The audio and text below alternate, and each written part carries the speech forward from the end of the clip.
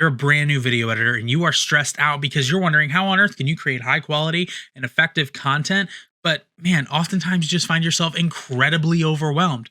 I get it. Every new video editor has been there. Hey, I'm Kraft and I help brand new video editors grow their skill set and earn money. And today I'm breaking down 10 tips that I believe will help you grow your video editing business. Tip number 1, we're going to start with the end in mind. This will help guide your editing decisions as you seek to create a high quality and effective project. No one goes into any kind of project without knowing where they want to end up. The same should be with our edits. Tip number 2, we want to keep our footage organized. It is imperative that as video editors, we have a high quality system for making sure all of our footage stays organized for when we are moving around project files and when we're working with, a plethora of video footage. Hey, by the way, simple tip, I actually have a video about this on my channel. Link in the description.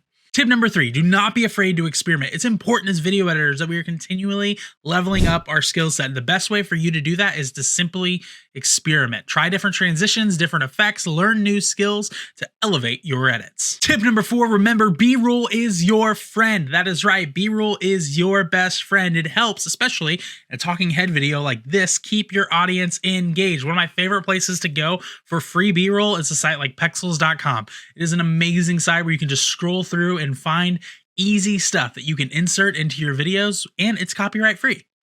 Tip number 5, do not neglect sound design. Sound design is incredibly important, right? Like you want to make sure your audio sounds amazing. People will stay for a bad background. They won't stay for bad audio, and make sure your audio is on point. Tip number 6, pay attention to lighting. In this shot right here, right? I have 2 lights going for me. One is the key light that is doing all of the work for me in this video, and the second is the background light for me, adding a little bit of depth to the room that we're in. Now, as I'm building out this set and doing other stuff, we're gonna add more lights. We're gonna get some lights on this back wall. We may get another light right here, but for now, these 2 lights are doing the trick, and it's helping make sure the video looks good.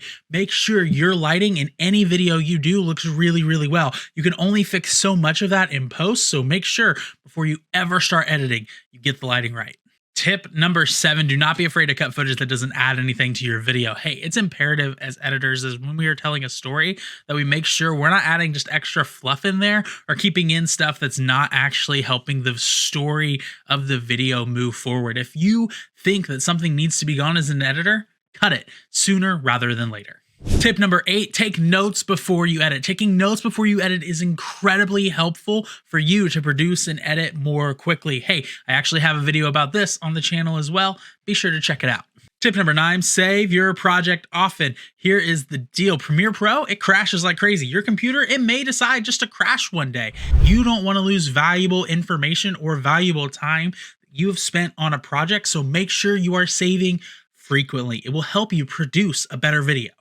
And then last, but most certainly not least, always review the export. I actually ran into this the other day. You see, I edited a video for a client, and before a marketing email went out, I noticed a huge flaw, and I messed up because I didn't follow my own tip of always checking the export. And because of that, before the video went out, I was like, oh snap, I gotta fix this. And so I was able to get it fixed in time. Everything was fine, but it produced stress because I didn't follow just the basic tip of always reviewing the export.